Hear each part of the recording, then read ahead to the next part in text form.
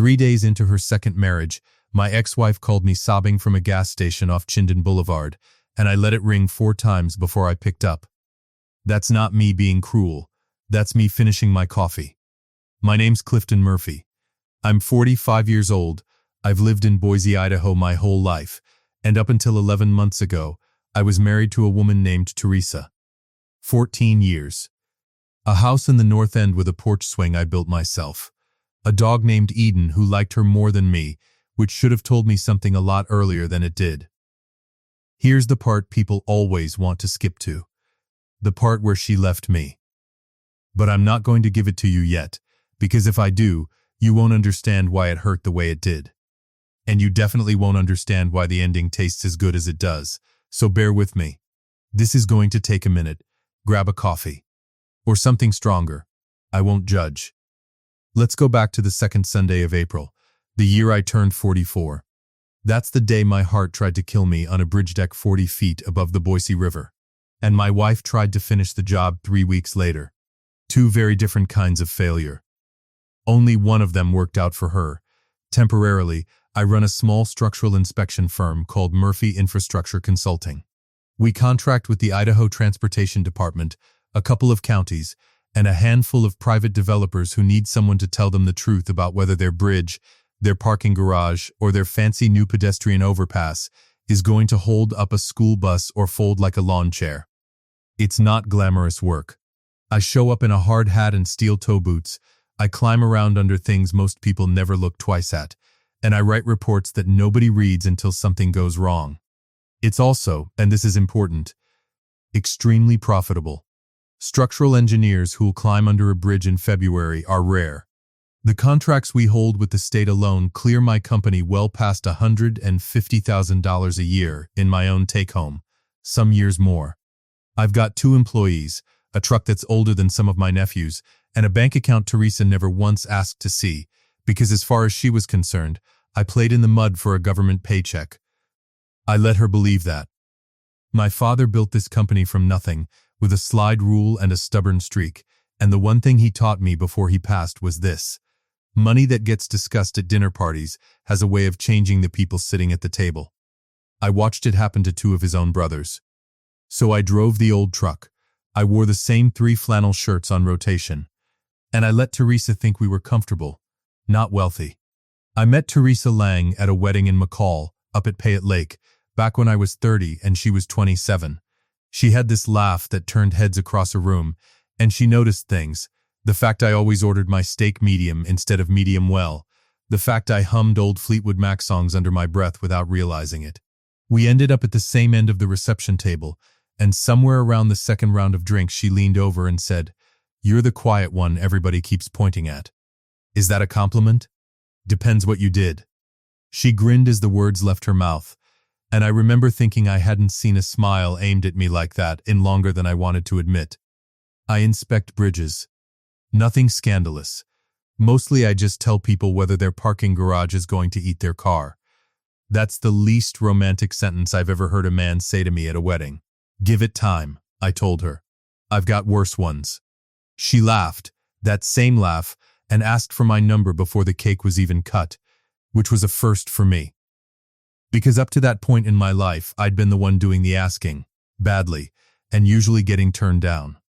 For the first 6-7 years of our marriage, I thought I'd found someone who actually saw me. The specific parts of me most people scrolled right past. Somewhere around year 8, the seeing stopped. She'd opened a hair salon downtown 2 years into the marriage, Teresa's. Real original name, I know, and it did fine. But fine wasn't the crowd she wanted to run with. Her friend group at the salon skewed toward husbands who were orthopedic surgeons and commercial real estate guys, fellas who wore watches that cost more than my truck. I remember the exact party where I first heard how she'd started describing me to people. One of her salon regulars cornered me by the drinks table, glass of wine in hand, and asked what I did for work. Before I could answer, Teresa cut in from 3 feet away. "Oh, he does something with bridges. Structural inspection. I kept it simple. I make sure they don't fall down." "Right, that," Teresa said, already turning back toward her friend. The same tone you'd use describing a parking ticket you still needed to pay. Anyway, Cynthia, tell me more about the chalet. I stood there holding a warm beer, forgotten mid-sentence at my own wife's side, and laughed it off the way you learn to when you don't yet know how many more times it's going to happen. I remember the exact night it curdled into something meaner. My mother, Joan, 71 years old, drove over from Meridian to drop off a casserole and help me get the gutters cleared before Teresa's book club showed up. Teresa walked in, saw my mother's car in the driveway, and before she'd even set her purse down, she announced, loud enough for the whole kitchen to hear, "Great." Another guest I didn't invite. My mother went still. She's the kind of woman who doesn't raise her voice, ever, so the quiet that followed felt like a held breath. "I'm just helping Clifton with the gutters, Teresa. I won't be in your way." "You're never in the way, Joan," Teresa said, in the specific tone people use when they mean the exact opposite. "It's just, this is supposed to be my space tonight." My mother left 20 minutes later, casserole dish and all, and I stood in that kitchen with my jaw locked so tight my molars ached. "You didn't have to do that." My jaw was already tight. "Do what?" "Set a boundary in my own house? It's my house too. And that's my mother." Teresa shrugged, the kind of shrug that ends conversations on purpose. "Maybe if your mother visited less, I wouldn't have to keep having this conversation." That was the first crack. I didn't know it yet, but it was the kind of crack that doesn't heal. It just spreads, slow, until the whole thing gives at once. After that, things went cold in the specific way marriages go cold, when both people decide it's easier to coexist than to fight. We still ate dinner at the same table. We still slept in the same bed, mostly facing opposite walls. But the hand on the small of the back when we walked into a room, gone. The random "I saw this and thought of you" texts, gone. What replaced it was worse than silence. It was irritation, dressed up as normal conversation. "Did you seriously wear that shirt to the Hendersons thing?" she asked one night, straightening my collar with more force than the job required. "It's a shirt, Teresa. It's a shirt that makes you look like you fix vending machines."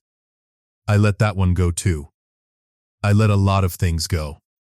When I came down with the flu that January and ran a fever bad enough to soak through the sheets, Teresa stood in the bedroom doorway with her coat already on. "I've got a color appointment in 20 minutes. There's NyQuil under the sink." Okay, what else was there to say? "Try not to get it everywhere," she added, and left. I lay there staring at the ceiling fan, thinking about the woman who used to bring me soup without being asked, and wondering exactly when, in the middle of some ordinary week I never marked down anywhere, she'd quietly stopped existing. A few months after that, we went to a dinner party at the Hendersons' place in the North End, the same Hendersons whose party I'd apparently dressed wrong for once already. Teresa spent the evening glued to a conversation about a Sun Valley ski trip a few of the wives were planning with their husbands, dropping in details about spa packages and private chalets like she'd already booked her spot. On the drive home, she went quiet in that specific way that meant she was building up to something. Diane's husband is taking her to Sun Valley for their anniversary. 10 days. Private chalet. Good for them. That's it? Good for them? What do you want me to say, Teresa? I want you to say maybe we could do something like that. Once, just once, Clifton. I'd like to not be the wife explaining why we're doing something more low-key this year again. I nearly told her right then. I nearly said, I could buy that chalet outright and still not blink at the mortgage. But my father's voice was louder than the impulse, so I swallowed it. Same as always. We'll figure something out, I offered instead, the sentence people reach for when they have no intention of figuring anything out, and we both knew it. She turned toward the passenger window and didn't say another word the rest of the drive, and I remember gripping the wheel a little tighter than the road required, wondering when exactly my marriage had turned into a scoreboard I was permanently losing. I didn't know it yet, but I was about to find out just how far that indifference could stretch. And it would take something a lot worse than a dinner party or a ski trip to prove it. Welcome back to Sweet Family Revenge. Grab your snacks, get comfortable, and remember, the people in these stories had every chance to behave themselves. They just chose wrong. Drop a comment and be sure to subscribe. You're going to love it here. The bridge job that changed everything was routine. On paper. A pedestrian overpass connecting a new riverside development to the Greenbelt Trail contracted through the city, inspection scheduled for a Sunday morning when foot traffic was low, so we wouldn't have joggers and stroller moms weaving underneath us while we worked. Me and my lead inspector, a guy named Anthony Reyes, who's worked with me for 11 years and is closer to me than most of my actual blood relatives, were 40 feet up checking weld connections and deck capacity when my chest cracked open from the inside. I want you to understand what that Sunday looked like before it went sideways, because I've replayed it enough times that I could describe it with my eyes shut. The river was running high with spring melt, brown and fast, throwing up a fine cold mist that beaded on the steel. Anthony was 3 feet to my left, running a tape measure along a support strut and complaining, as he does every single job, about his knees. I remember laughing at some joke of his. I don't remember what. That detail's gone, and it bothers me more than it probably should, the last normal laugh of my old life, and I can't get it back. That's the only way I know how to describe it. Not a squeeze, not a pressure. A tearing, hot and sudden, like somebody reached into my sternum and pulled sideways. Cliff? Anthony's voice, from somewhere far away and also right next to me. Cliff. Hey, look at me, man. You're gray. I remember the harness cutting into my shoulders as my knees gave out. I remember Anthony's hands, and the radio crackling, and the specific blue of the sky that Sunday, which is a stupid detail to remember, but it's the one that stuck. I woke up 2 days later in the cardiac ICU at St. Alphonsus Regional Medical Center, with a tube down my throat and Anthony asleep in a chair that was clearly built for someone 6 inches shorter than him. The surgeon, a cardiothoracic guy named Dr. Samuel Ortiz, came in that afternoon and laid it out plainly, the way good doctors do when they respect you enough not to soften it. You had what's called an aortic dissection, a tear in the wall of the main artery leaving your heart. Most people don't make it to the ambulance with that, let alone the operating table. How bad? I managed, my throat raw from the tube. You were in surgery almost 7 hours. The first 48 after, honestly, I wasn't going to bet on you out loud, even to your own family. He flipped a page on my chart, unhurried. But you're here, talking, asking me questions instead of just staring at the ceiling. That's not nothing. Am I going to be able to work again? Eventually, not the way you did it before, not right away. Cardiac rehab, lifestyle changes, follow-ups for the rest of your life. But full recovery's on the table, which frankly surprises me more than it should at this point in my career. So I'm not dying. Doctor. Ortiz almost smiled at that. Not on my watch, Mr. Murphy. You're stubborn. Your body decided to cooperate. That's rare. Don't waste it. Anthony filled in the rest of it for me a few days later, once I was steady enough to hear it without setting off my own monitor. He'd called Teresa himself from the ambulance bay, since he was listed as my secondary emergency contact and she was my first. And some part of that call he still won't repeat word for word, just that it involved him telling my wife, as calmly as he could manage with his hands shaking, that I might not survive the night.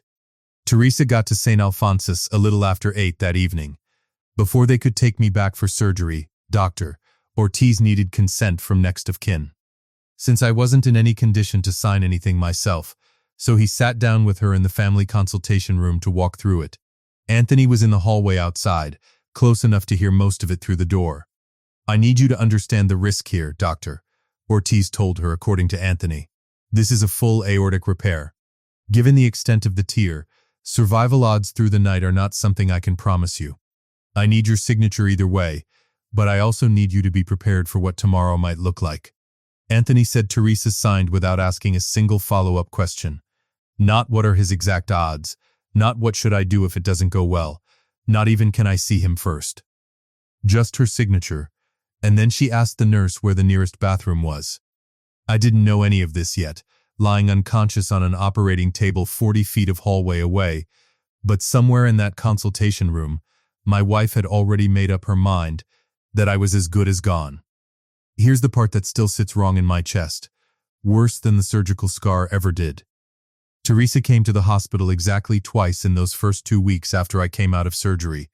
The first time, she stood by the door, not the bed, the door, and asked Anthony, not me, whether I was going to be able to work again, or if we're looking at disability. The second time, she brought a stack of papers from her attorney for me to sign regarding some accounts that need updating while you're out. I was still on oxygen. I signed without reading them, because reading a legal document through a haze of morphine and fear is not a skill they teach you anywhere. I didn't know it yet. But one of those pages had my signature agreeing to a temporary financial power of attorney. And I definitely didn't know that inside 2 weeks, Teresa would use it to walk into a courthouse and start the fastest divorce filing Ada County had seen that quarter, while I was still hooked up to a heart monitor, believing, in my drugged-up haze, that my wife was simply too overwhelmed with worry to visit more than twice. I wasn't the one who was overwhelmed with worry. I was, according to the version of events I'd pieced together weeks later, a liability she was calculating her exit from, because as far as Teresa Murphy understood the math, her husband was a mid-level government contractor with a bad heart, a used truck, and maybe $11,000 in a joint savings account. A man who was, statistically speaking, more likely to die on that operating table than walk out of it. She wasn't planning a future with a sick husband. She was planning a future without one. And she wanted to be first in line to file before the sympathy ran out and the bills started rolling in. She had no idea what she was actually leaving on the table. 9 days after the surgery, still hooked to a monitor that beeped every time my heart rate so much as considered doing something interesting, a woman I'd never met walked into my hospital room holding a manila envelope like it was a delivery of flowers. "Clifton Murphy?" she asked. "You've been served." I want to tell you I had some witty response ready. I didn't. I just stared at the envelope while Anthony, sitting in his usual chair, stood up so fast he knocked his coffee off the tray table. Served with what? Divorce petition. Ada County District Court. The woman didn't even make eye contact past the first sentence, just handed it over and left like she was dropping off a pizza. I read it twice through, slow, because my hands were shaking and the words kept sliding around the page. Irreconcilable differences. Request for the marital residence. Request for the 2019 Chevy Tahoe.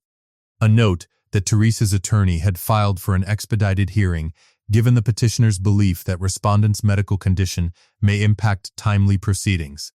Translation: she wanted this finalized fast, before I recovered enough to fight it, and definitely before I recovered enough to ask any real questions about our finances. "She filed while you were unconscious," Anthony said, and I watched something shift behind his eyes. The specific look of a man recalculating 14 years of holiday dinners and backyard barbecues in real time. "Cliff, she filed while you were unconscious." I didn't say anything for a long minute. My heart monitor kept its steady, insulting beep, like it hadn't gotten the memo that my life had just cracked in half a second time in 3 weeks. Here's the thing about betrayal. The real kind, not the movie kind. It doesn't arrive with violins. It arrives on hospital letterhead, delivered by a stranger who's already thinking about her next stop. I called my own attorney that afternoon, a sharp, no-nonsense woman named Grace Whitman, who'd handled my company's contracts for a decade. She came to the hospital in person, rather than doing it over the phone, which should have told me how serious she thought this was before she spoke a single word. She pulled a chair up next to the bed, spread the filing out across my blanket, and read through it twice in complete silence while I watched her face for any kind of reaction. "Okay," she tapped the second page, finally breaking the silence. "2 things. First, I need you to tell me exactly what you signed while you were on pain medication in this room, and I need you to tell me right now, because I think you signed something you shouldn't have." There was a form. About accounts. She told me it was routine, something about keeping the bills paid while I was out. Do you remember the words power of attorney anywhere on that form? I didn't answer right away, because the honest answer was that I didn't remember much of anything from that stretch of days beyond pain and fluorescent light. Grace read that silence correctly. "Clifton, she's not just filing for divorce. She's moving to finalize before you're well enough to contest asset division. And that power of attorney you signed? She's already used it to close 2 accounts and initiate a transfer on the truck title." While I was still intubated, the words came out flat, mostly aimed at myself, testing whether saying it out loud made it feel any more real. It didn't. It just made it feel worse. While you were still intubated, Grace confirmed. I've seen a lot of messy divorces, Clifton. I have never once seen one filed against a man who was still on a cardiac monitor. So what happens now? Now she tries to push this through as fast as possible, before you're well enough to show up and contest it. Grace closed the folder, already thinking 2 steps ahead the way she does. I'll be honest with you, nothing about this is going to hold up long term. A judge who sees these dates side by side, a documented coma, a power of attorney signed under medication, a default entered before you could even sit up in bed. That's not a clean divorce. That's a filing built to collapse the second anyone with a law degree looks at it sideways. She just doesn't know that yet. Right now she's betting you won't be well enough to fight it for a long time. She's wrong about that too. I didn't know it yet, but Teresa hadn't just given up on our marriage.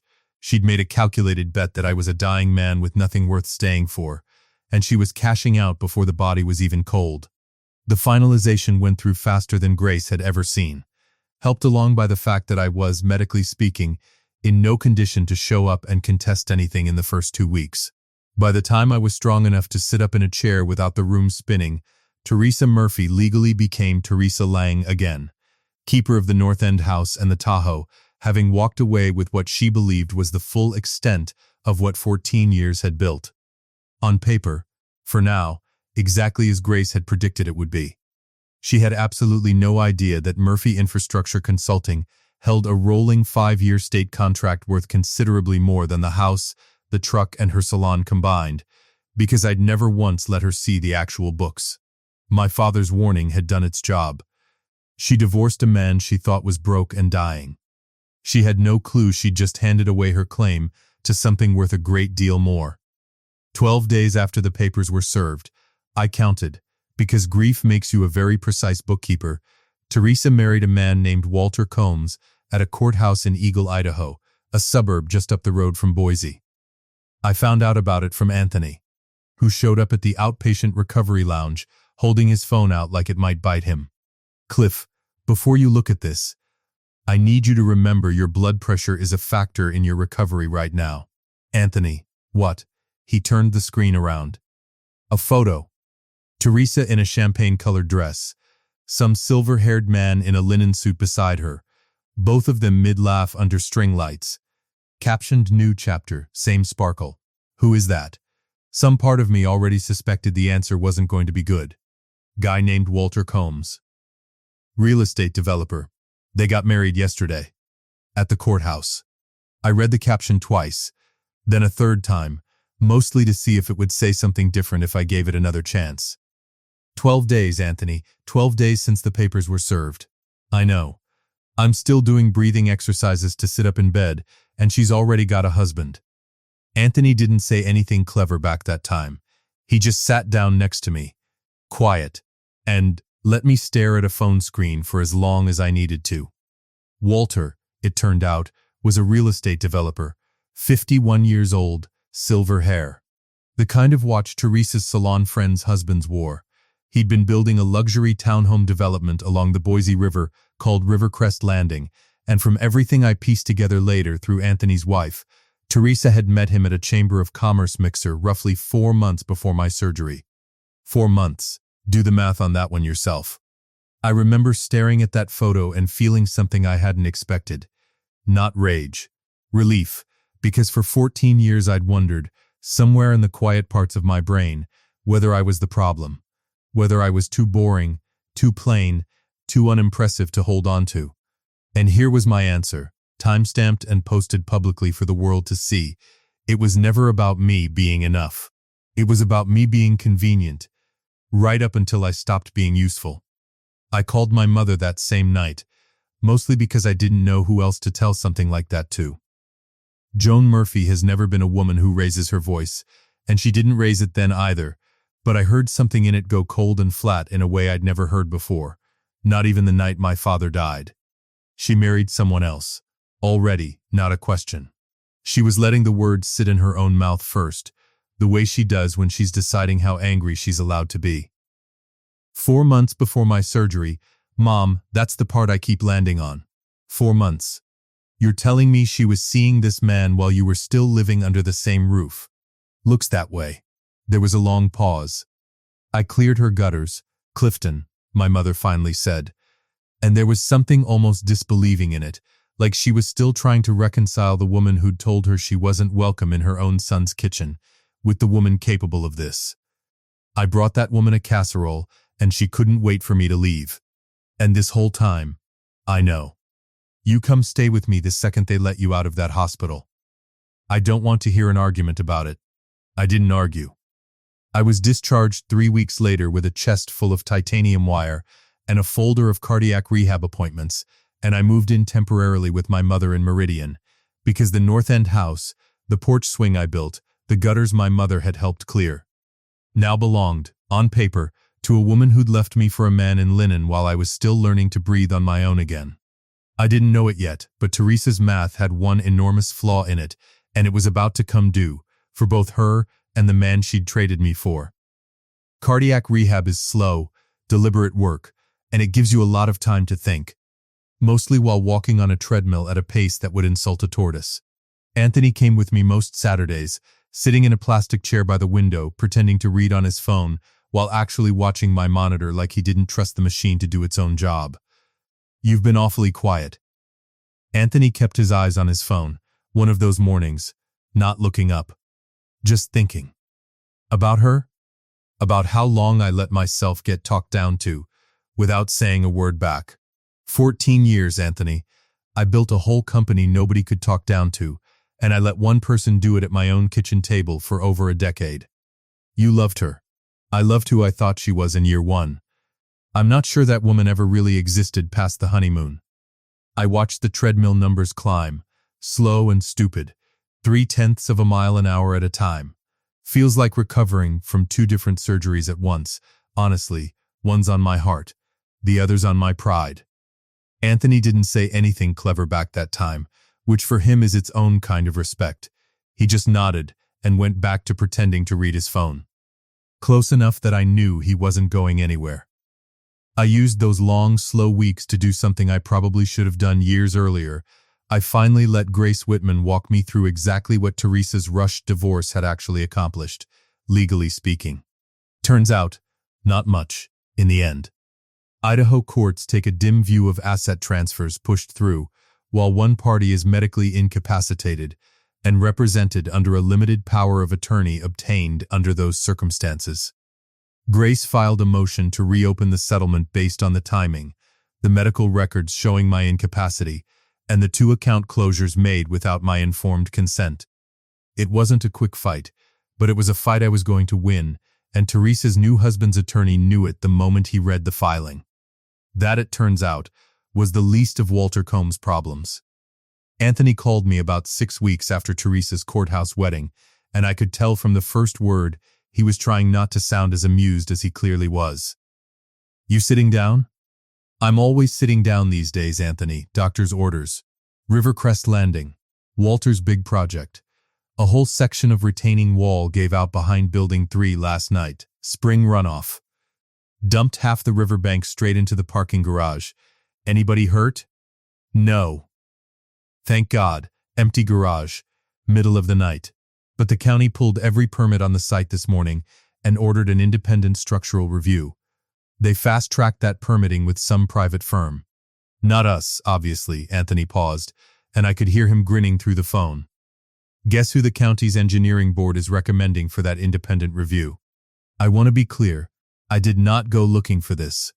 Anthony called back 2 days later, half laughing, half stunned, and I could practically hear him holding his phone out like it was a winning lottery ticket even over the line.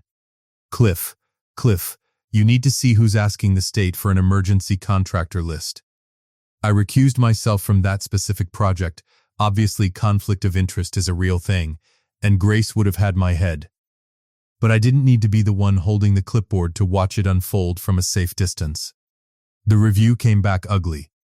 Walter had cut corners on soil compaction and drainage to hit a construction deadline, the same corners my firm would have flagged 18 months earlier had anyone bothered to hire us. 3 lenders pulled their financing inside of a month. 2 lawsuits followed. Walter Combs, real estate developer, watch wearer, linen suit owner, filed for Chapter 11 bankruptcy protection by early autumn. Teresa had left a man she believed was dying and broke to marry a man she believed was thriving and secure. She'd been wrong about both of us. Word travels fast in a city the size of Boise, especially through a hair salon where half the clientele's husbands work in construction, permitting, or the county assessor's office. By the time Walter's bankruptcy filing hit the local business paper, Teresa's salon had already started bleeding appointments, not because anyone blamed her directly for Rivercrest Landing, but because nothing kills a beauty business faster than becoming the subject of everyone's break-time gossip. Her friend Michelle Dunbar, who I'm told had been the one cheering loudest for the Walter Combs marriage from the very beginning, apparently stopped returning her calls somewhere around the second lawsuit. Meanwhile, my own situation had done something Teresa never saw coming, because she'd never once bothered to ask. The state's 5-year contract renewal with Murphy Infrastructure Consulting came up that same fall, and given our clean safety record, and frankly, given the very public mess at Rivercrest Landing making my firm's reputation look even better by comparison, the state didn't just renew, they expanded the scope, adding 2 additional counties to our inspection territory. A regional engineering trade publication ran a small feature on the firm a few weeks later, Boise's Quiet Bridge Doctor, how one local firm became the state's most trusted name in structural safety. There was a photo of me in front of the Broadway Bridge, still a little gaunt from the surgery, cane in hand, looking nothing like a man anyone would have bet on 8 months earlier. I didn't know it yet, but that article was about to reach exactly the one person I never expected to read it. 3 days after Walter's bankruptcy became public record, my phone rang at 9:40 on a Thursday night. Teresa's name lit up the screen for the first time since the divorce, and I let it ring 4 times before I answered, not out of spite, just because I genuinely needed the extra seconds to decide if I wanted to. Clifton. Her voice cracked on the second syllable of my own name. Clifton, I need to talk to you. About what, Teresa? I saw the article. About your company. About the contract. A pause, wet and unsteady. Clifton, I didn't know. I swear to God I didn't know you had any of that. You never once told me. You never once asked. My voice came out flatter than I expected. You just assumed. There's a difference. I thought you were dying. And there it was, out loud, the thing I'd suspected for months but never heard confirmed. The doctor said you might not make it. I panicked. I thought I was going to be a 42-year-old widow with a house I couldn't afford on my own and a business that barely breaks even, and Walter seemed secure. I let the word sit there a beat. You thought Walter seemed secure. I made a mistake. Her voice went thin, close to breaking. Walter's filing for bankruptcy. The bank's already started foreclosure paperwork on our house. His house. I mean the one we bought together. I have nowhere to go, Clifton. I have nothing. I sat with that for a second, in the quiet of my mother's back porch, looking out at the same stretch of foothills I used to see from the porch swing I'd built with my own hands in a house that wasn't mine anymore. Clifton, please, we were happy once. Remember? Remember the wedding. Remember McCall. I remember all of it, Teresa. My voice came out steadier than I expected. I remember every single year. And I remember exactly which year you decided I wasn't worth staying for. You didn't marry a man you loved. You married a man you thought had money, and when you thought I didn't have it, you left me on a hospital monitor to go find somebody who did. Now that man's broke too, and suddenly you remember McCall. That's not fair, no. I cut in before she could finish. What wasn't fair was a stranger walking into my ICU room with divorce papers while I still had a chest tube in. What wasn't fair was finding out my marriage ended over Instagram before I could walk to my own mailbox. She was crying now. The real kind, not the performative kind she used to pull out during arguments to shut them down early. I have nowhere else to turn. Her voice cracked again. Please, Clifton, I know. I meant it, oddly enough. I hope it works out for you. I mean that. But it's not going to work out with me. I hung up. I didn't block her right away. I did that the next morning, calmly, over coffee, the same way you'd delete a contact for a dentist's office you'd switched away from. Grace called 2 months later with the outcome of the reopened asset motion. The judge ruled in your favor. Fully, she cited the medical timeline, the power of attorney circumstances, all of it. A pause on the line, papers shuffling. You're getting a significantly larger share than the original settlement gave you, Clifton. The court's language was pretty blunt, executed in bad faith during a period of documented incapacity. That's about as clean a win as I've ever gotten you. I wasn't doing it for the money, Grace, I know. You were doing it because a woman walked into your IC. You room with divorce papers while you still had a chest tube in, and that's not something a court should just wave through because it was inconvenient to fight. She let that sit a second. How does it feel? Honestly, lighter than I expected. I hadn't fought for spite. I fought because the timing of what Teresa had done was, by any honest measure, exploitative. And I wasn't going to let that stand simply because standing up for myself felt exhausting after everything my body had already been through that year. I sold the North End house, my half of the settlement, once resolved, rather than moving back in. Some places hold too much weather in them, if that makes sense. Instead, I bought a modest cabin outside McCall, up near the same lake where I'd met Teresa 15 years earlier, which either sounds like poetic justice or a man refusing to let one bad decade ruin one good lake. Both, probably. Anthony and his family come up most weekends. My mother has her own room now, and nobody's ever once called her an uninvited guest in it. I still run Murphy Infrastructure Consulting. Bigger now, 4 employees, still contracted with the state, still climbing under bridges most people never think twice about. My cardiologist tells me my numbers look better than men 15 years younger, and I believe him, mostly because I finally have a life calm enough to let my heart actually rest. Teresa, last I heard through Anthony's wife, moved back in with her own parents outside Nampa. The salon closed for good about 4 months after Walter's bankruptcy finalized. I don't wish her anything cruel. Genuinely, I don't have the appetite for it anymore, but I also don't spend any time wondering how she's doing. There's a difference between forgiveness and forgetting the lesson, and I intend to keep the lesson. Here's what I've come to understand. Sitting on a different porch than the one I built, looking out at a different water than the Boise River, some people will only ever value you in proportion to what they think they can extract from you. The moment they think there's nothing left to take, they leave. And the moment they realize they left something enormous on the table, they come crawling back. Not out of love, but out of arithmetic. I spent 14 years being underestimated by the one person who was supposed to know me best. Turns out, being underestimated, if you survive it, is its own kind of quiet advantage. She never once asked what I actually made. She never once asked what my company was really worth. She built an entire exit strategy on an assumption. And assumptions, it turns out, make for very poor foundations, a fact I happen to know professionally, and now personally, better than almost anyone in the state of Idaho. Last Saturday, Anthony drove up to McCall with his wife and kids, and we sat out on the new porch, smaller than the old one, no swing yet, but I'm getting to it, eating grilled trout he'd caught that morning off the dock. My mother sat in the good chair, the one nobody's allowed to take from her, telling my nephew a story about my father she's told 100 times and somehow still gets choked up on. Eden, who I got custody of in the settlement and consider my single greatest legal victory, was asleep across my boots. "You look good, Cliff," Anthony said, watching the lake go orange with the sunset. "I mean it. Better than before all this. Feels that way most days. You ever think about her?" "Some. Not the way I used to." I scratched behind Eden's ear, and she didn't even open her eyes. "Mostly I think about how close I came to spending the rest of my life being quietly talked down to by somebody who was only ever doing math on me. And how grateful I am my own heart, of all things, is what finally forced the truth out into the open.